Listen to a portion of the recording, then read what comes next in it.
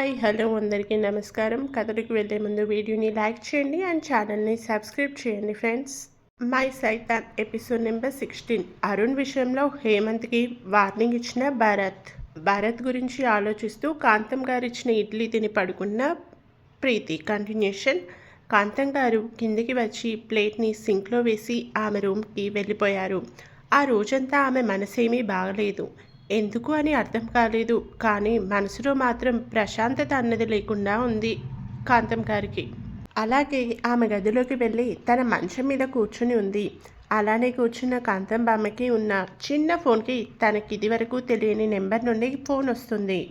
Phone గురించి ఎక్కువ తెలియకుండా ఒక్కతే బయటకు వెళ్తే ఇబ్బంది అని ఒక చిన్న ఫోన్ కొనిచ్చాడు సుందరం.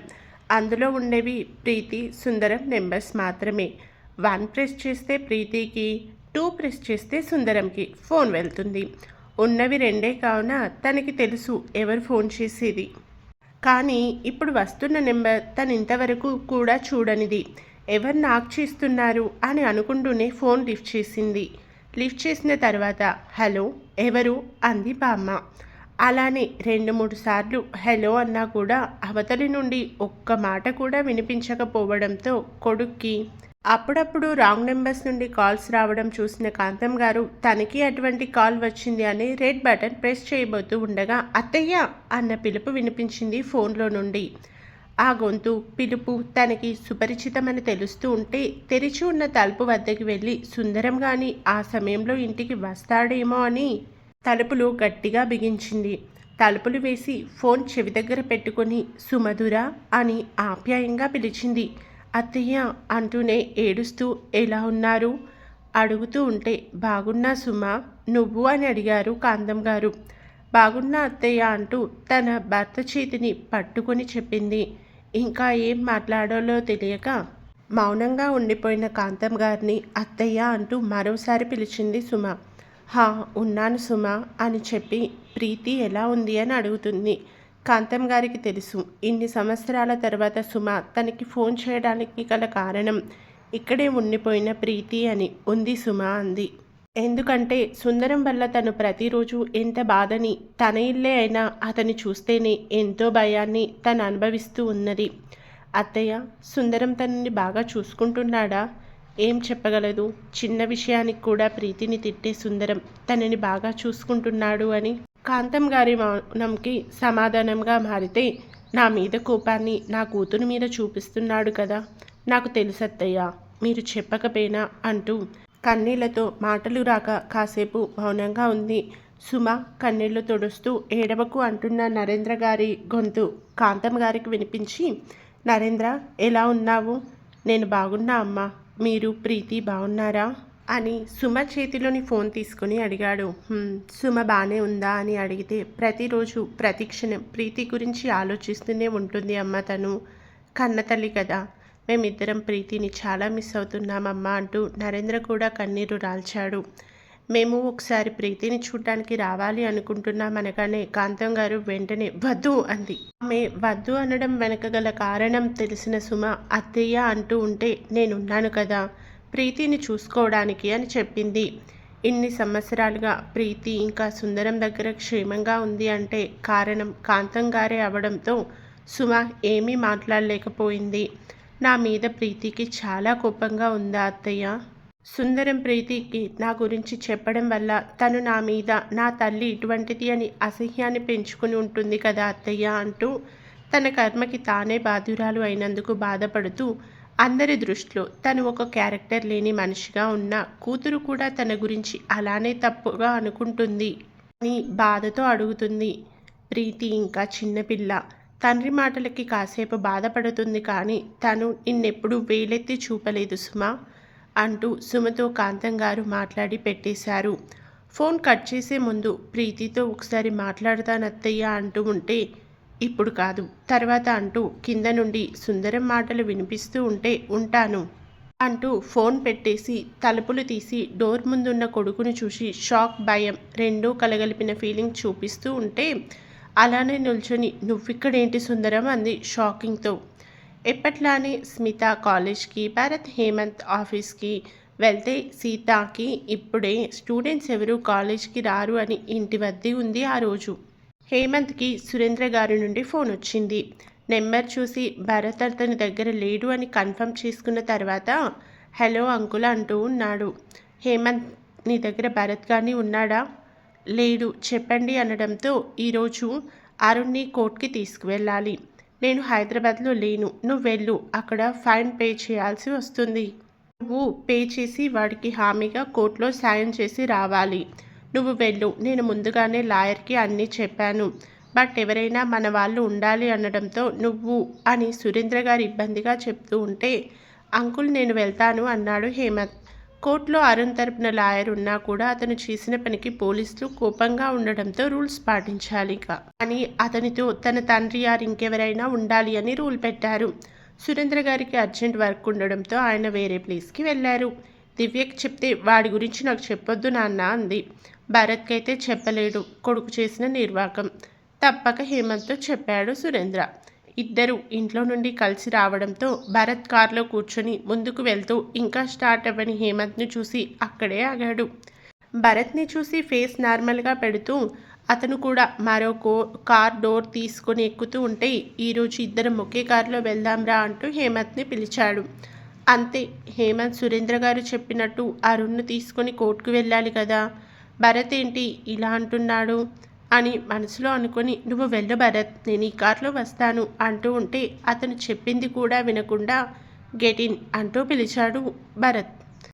భరత్కి ఇంకోసారి అంటే డౌట్ వస్తుంది అని కార్లో కూర్చొని ఆఫీస్కి వెళ్ళిన తర్వాత అక్కడి నుండి ఎలాగైనా కోర్టుకి వెళ్ళాలి అని అనుకుంటూ ఉంటే భరత్ని నువ్వు ఎక్కడికి వెళ్ళడానికి వీల్లేదు అన్నాడు. మనసులో అనుకుంది కూడా చదువుతున్నాడా ఈ సైతాన్ అని భరత్ వైపు చూసి నేనిక్కడికి వెళ్తాను భరత్ అన్నాడు. హేమంత్ నటన చూసి అరుణ్ అన్నాడు భరత్. ఇంకేం చెప్పినా దొరికిపోతాను అని హేమంత్ సైలెంట్ అయిపోయాడు. నువ్వు కోర్టుకి వెళ్ళడం లేదు, ఆఫీస్లోనే ఉండాలి అని ఆర్డర్ వేశాడు. కానీ భరత్ సురేంద్ర అంకుల్ అంటుంటే మామయ్యకి నేను చెప్తాను, అరుణ్కి 2 రోజులు పోలీస్ స్టేషన్లో ఉంటే అయినా లైఫ్ గురించి తెలుస్తుంది వాడికి. భరత్ చెప్పిన తర్వాత కూడా హేమంత్ అరుణ్కి హెల్ప్ చేయడానికి వెళ్ళాలి అనుకోలేదు. కానీ సురేంద్ర గారికి మాత్రం జయబాబు చెప్పాలి కనుక భరత్ ముందే ఆయన చేసిన నెంబర్కి రీకాల్ చేసి భరత్కి తెలుసు అరుణ్ గురించి అని అతను ఏదైతే చెప్పాడో అదే విషయాన్ని చెప్తాడు హేమంత్. భరత్ చెప్పింది విన్న తర్వాత సురేంద్ర గారు కూడా ఏం మాట్లాడలేక అలాగే ఉంటే కొడుక్కి 2 రోజులు జైలు జీవితం చూశాక అయినా మనిషిగా మారతాడు అనుకున్నాడు. ఇక్కడ నేను వచ్చిన పని పూర్తి అవ్వడానికి ఇంకా టైం పడుతుంది, భరత్కి చెప్పు అంటూ ఫోన్ పెట్టేస్తారు సురేంద్ర గారు. ఆయన చెప్పింది భరత్కి చెప్పేసి నీకెలా తెలుసు అరుణ్ మ్యాటర్ అని మెల్లిగా అడుగుతాడు హేమంత్.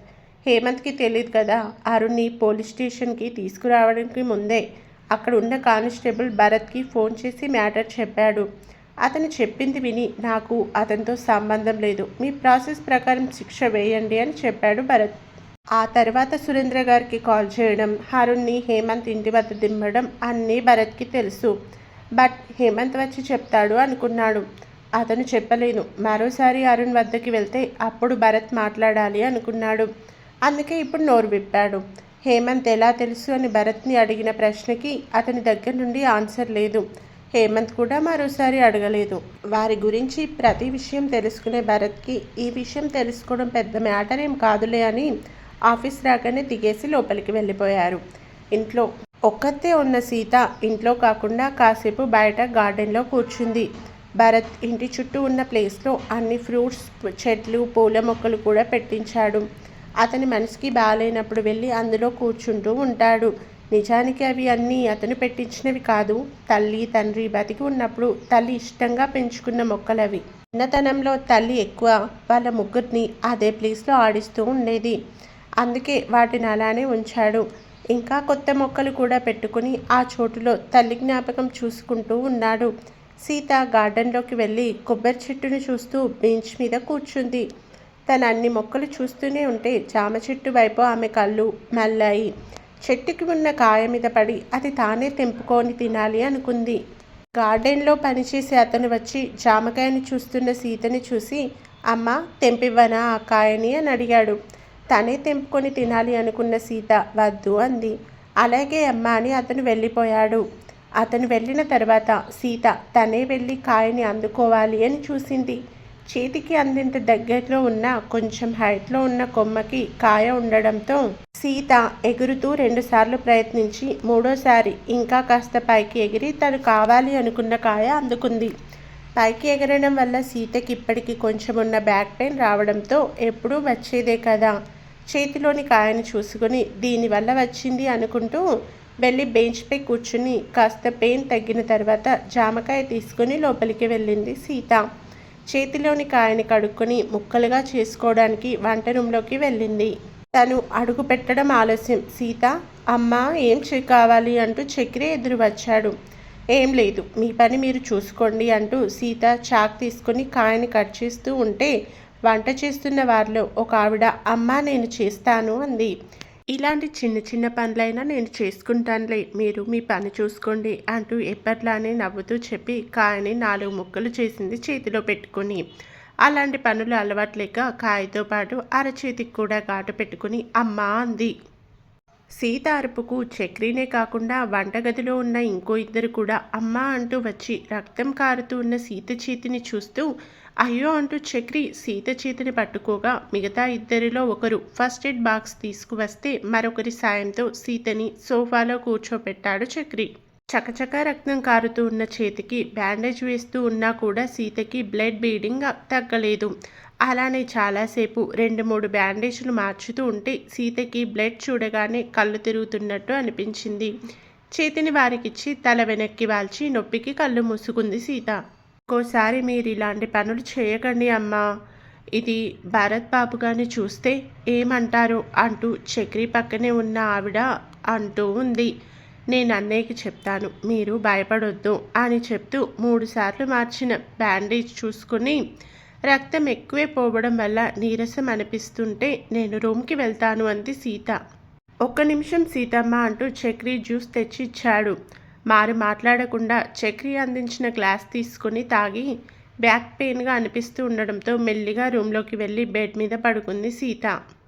డోర్ తీయగానే కనిపించిన సుందరంని చూసి నువ్విక్కడేంటి అని అడిగింది కాంతం. నీతో మాట్లాడాలమ్మా అంటూ ఎప్పుడూ లేని విధంగా ప్రశాంతంగా చెప్పాడు.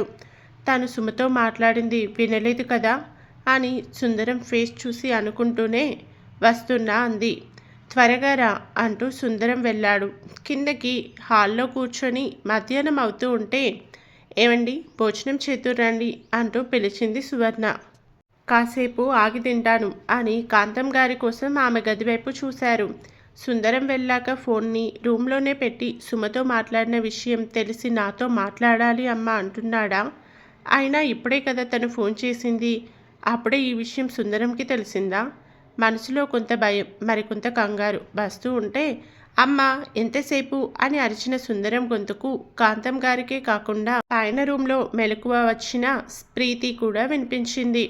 కాంతం వచ్చి సుందరం ఎదురుగా ఉన్న సోఫాలో కూర్చొని చెప్పు అంది. అమ్మ నేను విషయం చెప్పిన తర్వాత అంతా ప్రీతి ఇష్టానికి వదిలిస్తున్నాను, కానీ నేను చెప్పింది మాత్రం తను చేయాలి. తలాతోక సంబంధం లేకుండా మాట్లాడుతున్న సుందరం వైపు కాంతం చిరగా సువర్ణ అయోమయంగా చూస్తూ ఉంటే నాన్న నా గురించే బామ్మతో మాట్లాడుతూ ఉన్నాడు అని అర్థమయ్యి తన రూమ్ ముందే నిల్చొని చూస్తుంది ప్రీతి. కథ వినేసి వెళ్ళిపోకుండా మీ అభిప్రాయాన్ని కామెంట్ రూపంలో తప్పకుండా తెలియజేయండి ఫ్రెండ్స్.